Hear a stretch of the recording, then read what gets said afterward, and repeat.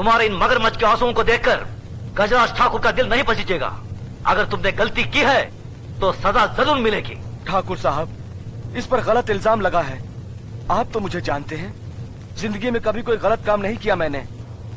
ये तो मेरा ही भाई है, एक ही माँ के पेट से पैदा हुए हैं हम।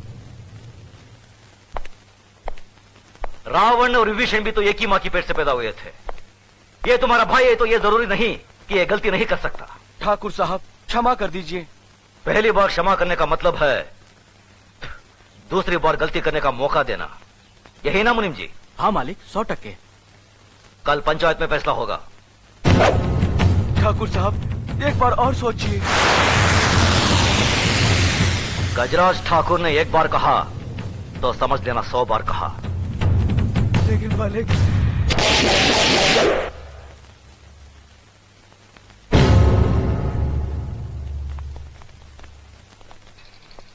क्या बात है मुनीम जी? नमस्कार ठाकुर साहब। राम राम। मालिक, ये आपसे मिलने आए हैं। मालिक, हमारे हरिजन पाड़ा में आग लग गई, हमारा सब कुछ जलकर राख हो गया। ये तो बड़ी दुख की बात है। मुनीम जी, इन्हें जितना अनाज, कपड़ा और घर बनाने का सामान चाहिए दे दीजिए। जी मालिक। धन्यवाद मालिक। राम राम मालिक। हमारे रामपुर गांव में हमने गरीब बच्चों के लिए एक स्कूल खोला है, आपकी मदद चाहिए। बहुत अच्छा काम किया। मुनीम जी, जी स्कूल के बच्चों के लिए दोपहर का खाना, दूध, किताब, सब चीजों का इंतजाम कर दीजिए। जी, धन्यवाद मालिक। आइए।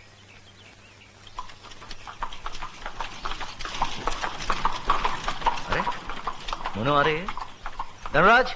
जी बाबूजी। तुम्हारी बुआ आ रहे हैं, उनके बैठने का इंतजाम कराओ। जी बाबूजी।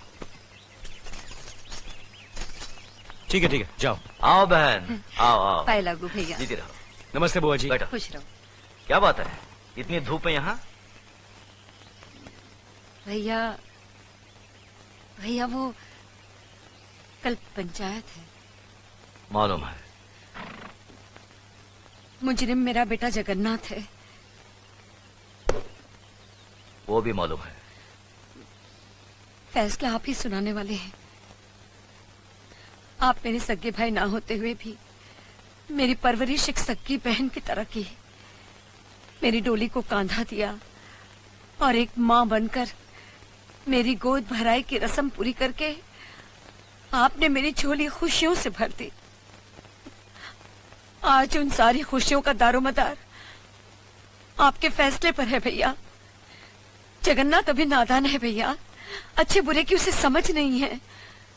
उसकी नादानी, नासमझी और बचपने को देखते हुए उसकी इस भूल को आप क्षमादान कर सके तो मैं।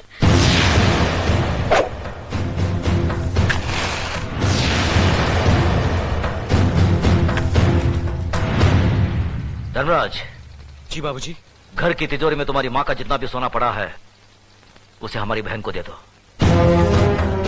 देखो बहन, रामपुर में जो हमारा 50 एकड़ आम का बगीचा है हम उसे तुम्हारा नाम लिख देते हैं, और गंगानगर में जो हमारी 200 एकड़ उपजाऊ जमीन है उसे भी तुम्हें दे देते हैं। यही नहीं, अगर तुम हमारी जान भी मांगोगी तो हम उसे भी तुम्हारी सदके में छोड़ देंगे। लेकिन जिन्हें सदियों से हमारा खानदान अपना खून पिलाता आया है उस नीति, नियम और इंसाफ परिस्थिति को अब नहीं छोड़ सकते। मगर भैया, अगर आप चाहें तो।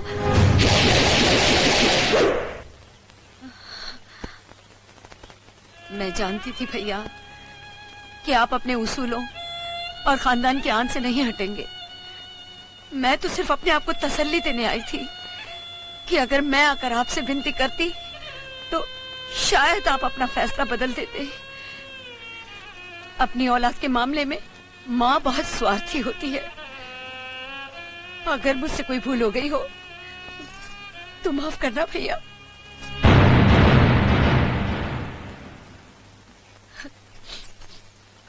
हुआ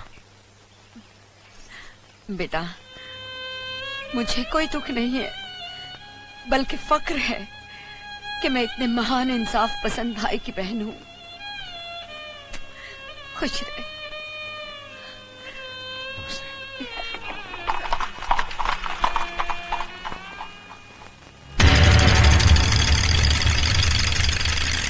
अरे रामू, जल्दी से बगी तैयार कर, ठाकुर साहब पंचायत के लिए निकल रहे हैं।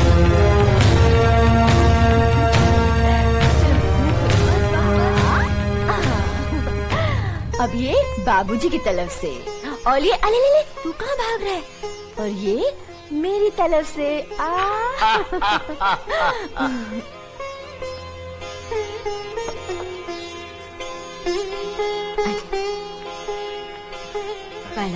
खुश रहो।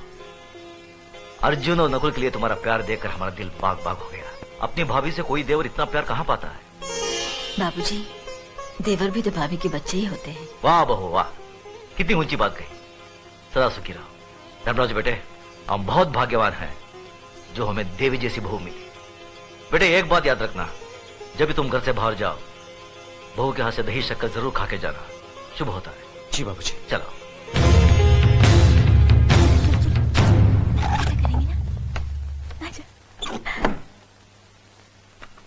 टाटा पिताजी, टाटा पिताजी। चले बाबूजी। चलो।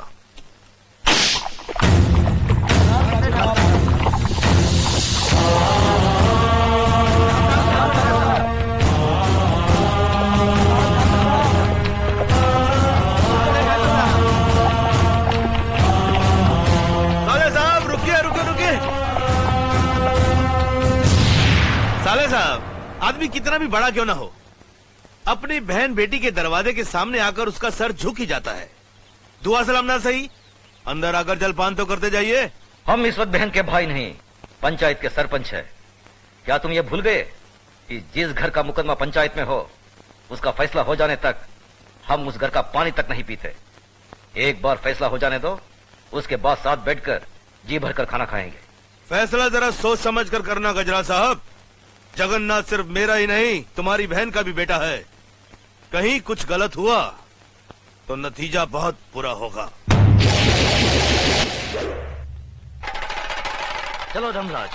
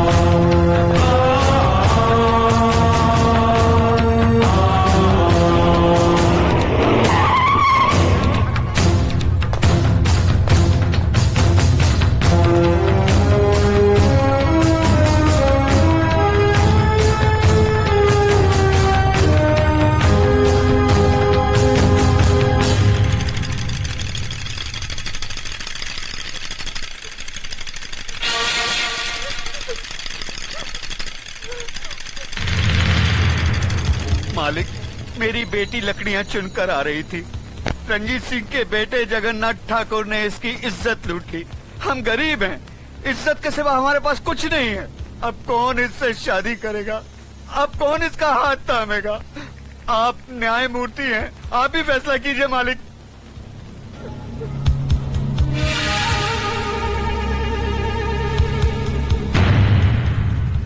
इस बात का कोई चश्मदीद गवाह है? मैं हूँ मालिक। तुम्हारा पायल से कोई रिश्ता है? जी हाँ, मैं इसकी काकी हूँ। तो फिर तुम्हारी गवाही नहीं मानी जाएगी। गवाही सिर्फ उसकी मानी जाएगी जिसने अपनी आंखों से देखा है, लेकिन इस लड़की के खानदान से उसका कोई रिश्ता ना हो। है कोई ऐसा साक्षी, ऐसा गवाह?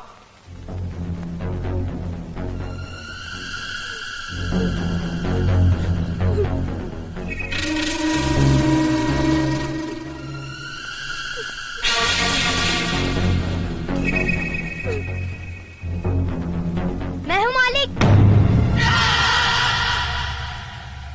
मैंने देखा है। तुमने क्या देखा है बेटे? मैंने देखा कि ये इस दीदी को जबरदस्ती अपने कंधे पे उठाकर पंपशीट में ले गया और दरवाजा बंद कर दिया। ये बचाओ बचाओ चिल्ला रही थी, मगर वहाँ कोई नहीं था।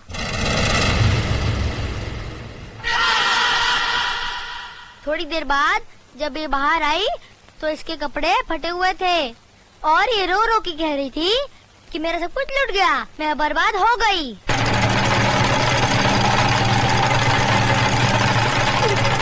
जगन्नाथ, कमीने कुत्ते, तूने इन गरीबों को क्या समझा है? ये वो गरीब मजदूर हैं जिनके खून पसीने की बरकत से हमारी धरती पर हरियाली जागती है। हमारे सर पर जमींदारी का ताज इन्हीं गरीबों की बदौलत है, जिसके बदले में उन्हें 2 वक्त की रोटी 2 गज की चादर मिलती है। और तूने उसी चादर में घुसकर इस गरीब की इज्जत लूट ली। फिर तुझ में और जानवर में क्या फर्क रहा? मुनीम जी, देवी माँ के मंदिर से सिंदूर ले आओ। जी मालिक। पायल, तुम इधर आओ। जिन हाथों से मजबूर करके इस कमीने ने तुम्हारी इज्जत लूटी, आज ये उन्हीं हाथों से तुम्हारी मांग भरेगा, तुम्हें अपनी पत्नी बनाएगा। ये हमारा फैसला है। गजराज, अपना फैसला बदल दे। आंखें मत दिखा। ये नीच जिसके पांव अगर मेरी हवेली के फर्श पर पड़े तो फर्श गंदा हो जाए, इस 2 टके की लड़की को तुम मेरे घर की बहू बना रहे हो। तो नहीं जानता, जमींदारों में तो ऐसी बातें होती ही रहती हैं। मजदूर औरतों और मालिकों के बीच में ऐसे खेल तो अक्सर होते रहते हैं। कोई अपनी बीवी नहीं बनाता उन्हें। खामोश!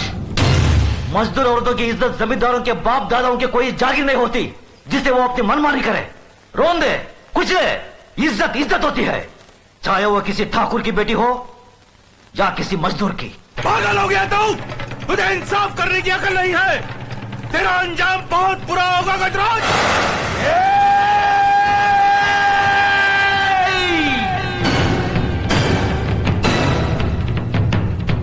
इसके आगे एक लफ्ज भी बोला तो जुबान खींच लूंगा।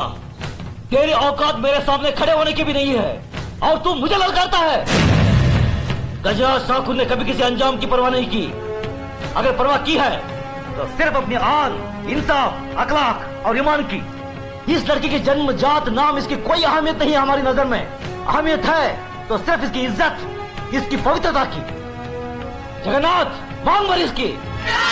गजराज!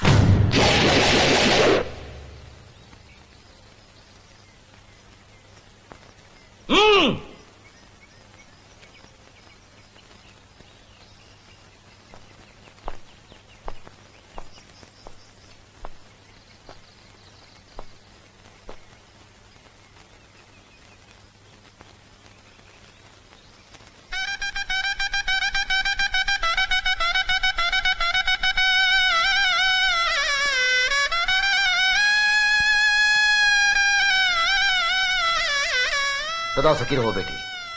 जगन्नाथ, अगर तुमने इसे कोई तकलीफ दी तो हमसे बुरा कोई नहीं होगा।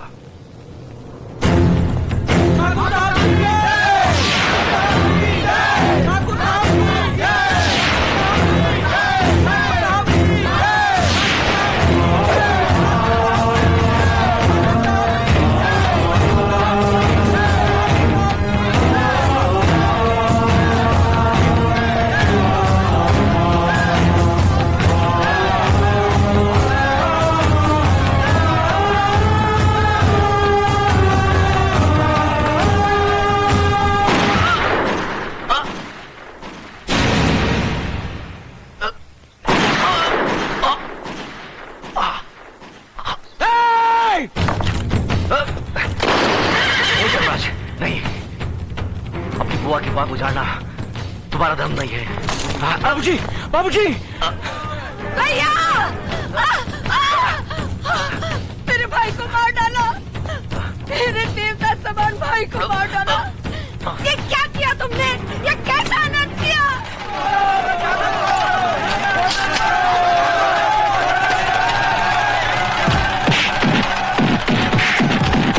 रुक जाओ, छोड़ दो उसे।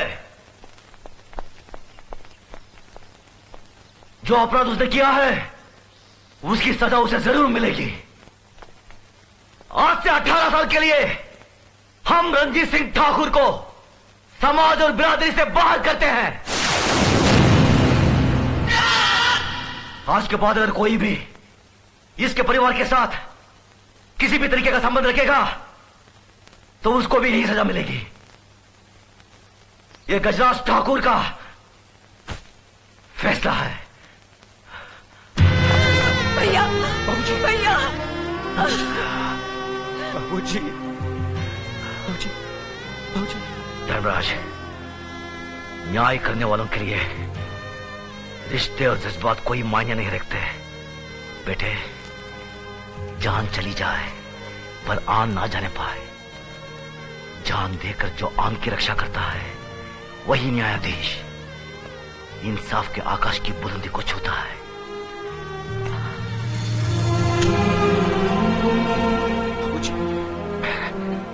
धर्मराज, आज से हम भरतपुर कस्बे की न्याय और इंसाफ की बागडोर तुम्हें सौंपते हैं।